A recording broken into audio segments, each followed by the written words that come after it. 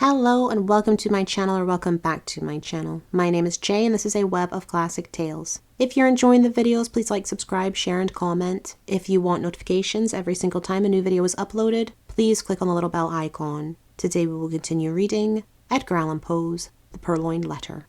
I have no better advice to give you, said Dupin. You have, of course, an accurate description of the letter? Oh, yes. And here the prefect, producing a memorandum book, proceeded to read aloud a minute account of the internal and especially of the external appearance of the missing document. Soon after finishing the perusal of this description, he took his departure, more entirely depressed in spirits than I had ever known the good gentleman before. In about a month afterwards he paid us another visit, and found us occupied very nearly as before. He took a pipe and a chair, and entered into some ordinary conversation. At length I said, "Well, but gee, what of that purloined letter? I presume that you have at last made up your mind that there is no such thing as overreaching the minister." "Confound him," say I. "Yes, I made the re-examination, however, as Dupin suggested, but it was all labour lost, as I knew it would be." "How much was the reward offered, did you say?" asked Dupin. "Why, a very great deal. A very liberal reward. I don't like to say how much precisely. But one thing I will say, that I wouldn't mind giving my individual cheque for 50,000 francs to anyone who could obtain me that letter. The fact is, it is becoming of more and more importance every day, and the reward has been lately doubled. If it were trebled, however, I could do no more than I have done." "Why, yes," said Dupin, drawling between the whiffs of his meerschaum. "I really think, G, you have not exerted yourself to the utmost in this matter. You might do a little more, I think, eh?" "How? In what way?" "Why, puff, puff, you might, puff, puff, employ counsel in matter, eh?" Puff, puff, puff. "Do you remember the story they tell of Abernathy?" "No, hang Abernathy." "To be sure, hang him and welcome. But once upon a time, a certain rich miser conceived the design of sponging upon this Abernathy for a medical opinion, getting up for this purpose an ordinary conversation in a private company. He insinuated his case to the physician as that of an imaginary individual. 'We will suppose,' said the miser, 'that his symptoms are such and such. Now, doctor, what would you have directed him to take?' 'Take?' said Abernathy. 'Why, take advice, to be sure.' 'But,' said the prefect, a little discomposed, 'I am perfectly willing to take advice and to pay for it. I would really give 50,000 francs to anyone who would aid me in the matter.' 'In that case,' replied Dupin, opening a drawer and producing a cheque-book, 'you may as well fill me up a cheque for the amount mentioned. When you have signed it, I will hand you the letter.' I was astounded. The prefect appeared absolutely thunderstricken. For some minutes he remained speechless and motionless, looking incredulously at my friend with open mouth and eyes that seemed starting from their sockets. Then, apparently recovering himself in some measure, he seized a pen, and after several pauses and vacant stares, finally filled up and signed a cheque for 50,000 francs, and handed it across the table to Dupin. The latter examined it carefully, and deposited it in his pocket-book. Then, unlocking an escritoire, took thence a letter and gave it to the prefect. This functionary grasped it in a perfect agony of joy, opened it with a trembling hand, cast a rapid glance at its contents, and then, scrambling and struggling to the door, rushed at length unceremoniously from the room and from the house, without having uttered a syllable since Dupin had requested him to fill up the cheque. When he had gone, my friend entered into some explanations. "The Parisian police," he said, "are exceedingly able in their way. They are persevering, ingenious, cunning, and thoroughly versed in the knowledge which their duties seem chiefly to demand. Thus, when G detailed to us his mode of searching the premises at the Hotel D, I felt entire confidence in his having made a satisfactory investigation, so far as his labours extended." "So far as his labours extended?" said I. "Yes," said Dupin. "The measures adopted were not only the best of their kind, but carried out to absolute perfection. Had the letter been deposited within the range of their search, these fellows would, beyond a question, have found it." I merely laughed, but he seemed quite serious in all that he said. "The measures, then," he continued, "were good in their kind, and well executed. Their defect lay in their being implacable to the case and to the man. A certain set of highly ingenious resources are, with the prefect, a sort of Procrustean bed, to which he forcibly adapts his designs. But he perpetually errs by being too deep or too shallow for the matter in hand, and many a schoolboy is a better reasoner than he. I knew one about 8 years of age, whose success at guessing in the game of even and odd attracted universal admiration.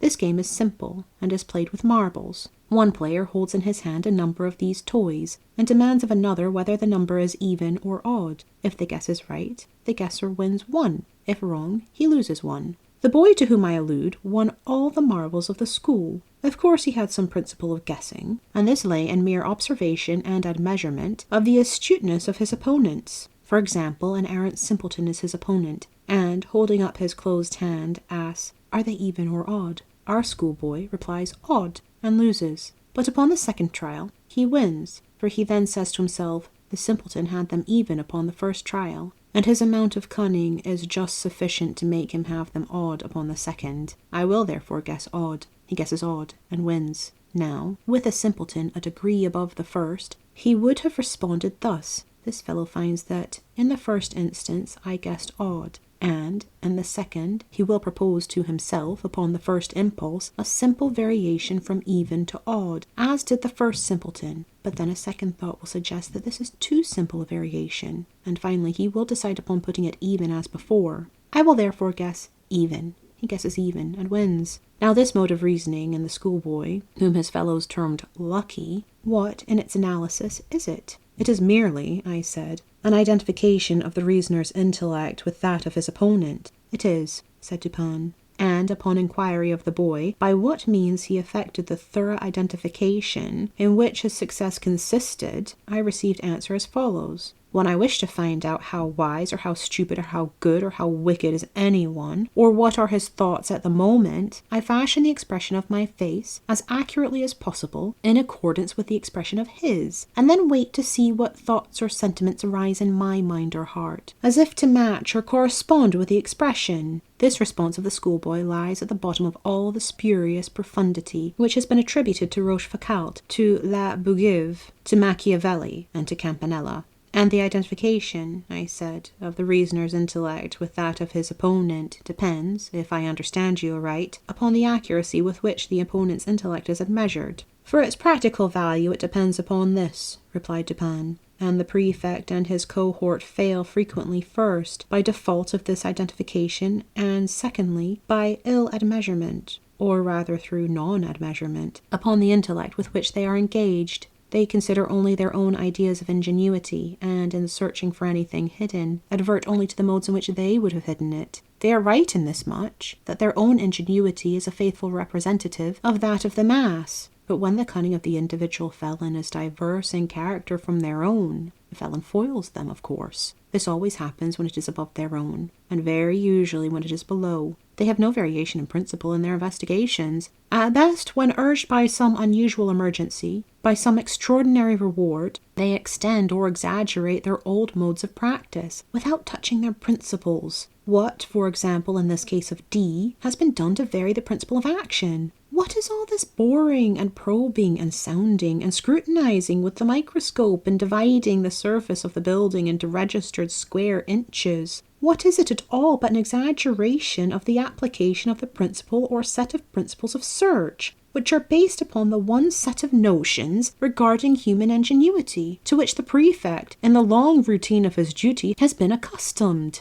Do you not see he has taken it for granted that all men proceed to conceal a letter, not exactly in a gimlet hole bored in a chair leg, but at least in some out-of-the-way hole or corner suggested by the same tenor of thought which would urge a man to secrete a letter in a gimlet hole bored in a chair leg? And do you not see also that such recherché nooks for concealment are adapted only for ordinary occasions, and would be adopted only by ordinary intellects? For, in all cases of concealment, a disposal of the article concealed, a disposal of it in this recherché manner, is, in the very first instance, presumable and presumed, and thus its discovery depends, not at all upon the acumen, but altogether upon the mere care, patience, and determination of the seekers. And where the case is of importance, or what amounts to the same thing in the political eyes, when the reward is of magnitude, the qualities in question have never been known to fail. You will now understand what I meant in suggesting that, had the Purloined Letter been hidden anywhere within the limits of the prefect's examination, in other words, had the principle of its concealment been comprehended within the principles of the prefect, its discovery would have been a matter altogether beyond question. This functionary, however, has been thoroughly mystified, and the remote source of his defeat lies in the supposition that the minister is a fool because he has acquired renown as a poet, all fools are poets. This the prefect feels, and he is merely guilty of non-distributio medii, and thence inferring that all poets are fools. Thank you for listening. This has been Edgar Allan Poe's The Purloined Letter, Part 3. I've been Jay. This has been a Web of Classic Tales. Please like, subscribe, share, and comment. Click the bell icon for notifications. I hope you're having a fantastic day. Have a nice life, and I'll see you next time.